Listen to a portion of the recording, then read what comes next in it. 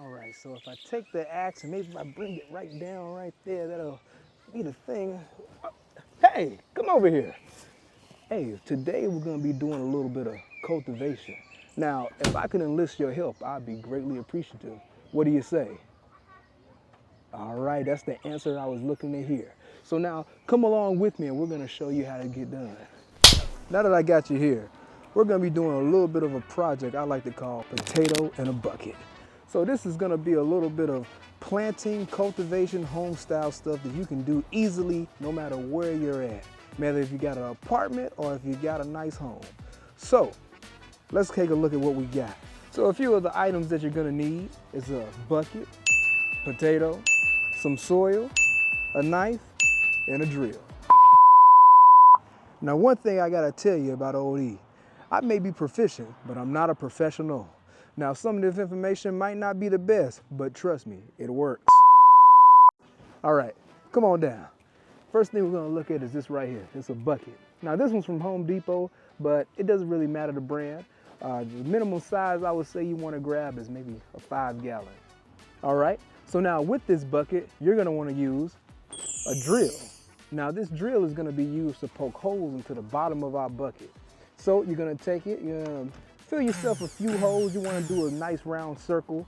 Don't need too many, but you wanna put a good amount in there. That way you can allow water to drain from our bucket. Now, after we finish drilling our holes, we're gonna take some of our soil. Now we're gonna take this soil and we're gonna use it and put it down in the bottom of our bucket. Just a nice good layer.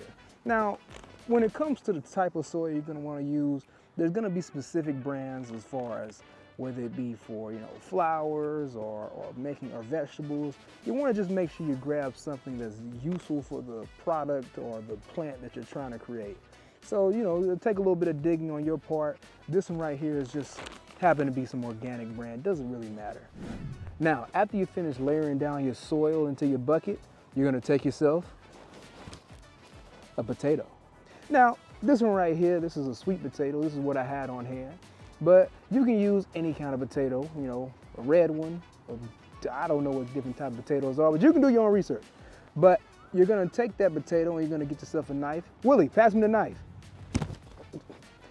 Thanks for that, Willie. But you're gonna take yourself a potato, you're gonna grab your knife, and you're gonna cut it open, cut around it, all right? But one thing you don't wanna do is mess up the eyes. Now, on every potato, you're gonna have these little indents. These are where your roots are gonna come from.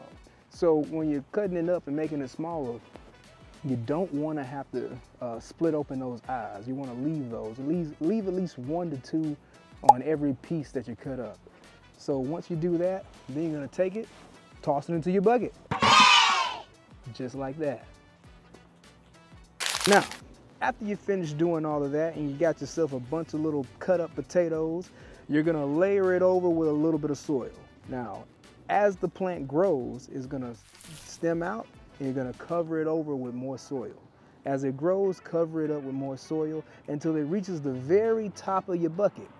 Once it gets to the top, you can't cover it up with no more soil, so you let it grow. And then after, I'll say 60 to 180 days, about a few short months, you should be ready to go back and harvest your potatoes. Well, I appreciate your help today, Willie, and I hope you learned something. But if you'd like to come back for more, please join me next time for Do It Yourself, Israel.